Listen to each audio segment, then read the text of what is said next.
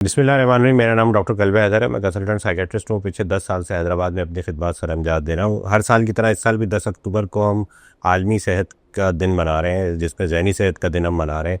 और इस दफ़ा जो इसकी थीम है 2025 की, उसमें यह है कि कुदरती आफात में ज़हनी सेहत के मराकज़ तक लोगों की रसाई।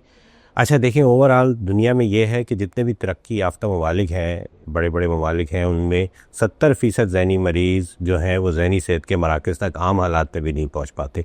और हम थर्ड वर्ल्ड कंट्रीज़ में तो आप अंदाज़ा लगा सकते हैं कि 90% तक लोग ऐसे होंगे जो आम हालात में भी ज़हनी सेहत के मराकज़ तक नहीं पहुँच पाते होंगे।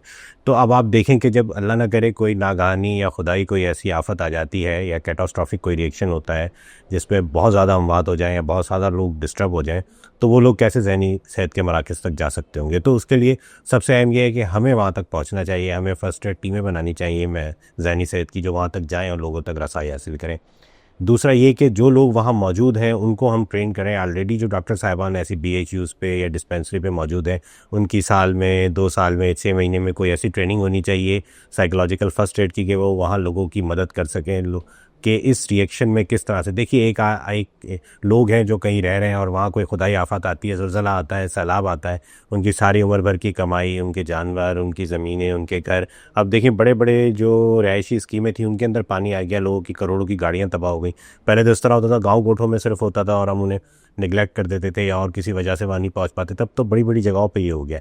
तो अब तो पहुँचना पड़ेगा, ठीक है। और उन लोगों को अगर हम नहीं पहुँच पाएंगे तो उन लोगों को वहाँ तक लाना पड़ेगा, क्योंकि ज़हनी सेहत की सूरत हाल बहुत ख़राब हो जाती है जब भी कोई कुदरती आफत आती है। लोगों में डिप्रेशन, एंजाइटी, नाउम्मीदी और फिर खुदकुशी के ख़यालात जन्म लेने लगते हैं। उनका सब कुछ उनकी आंखों के सामने ख़त्म हो जाता है। तो इस पे हमें काम करने की ज़रूरत है। मैं जेनेक फार्मा का बहुत शुक्रगुज़ार हूँ कि उन्होंने हमारी आवाज़ को लोगों तक पहुँचाया और इसको आम किया। Thank you.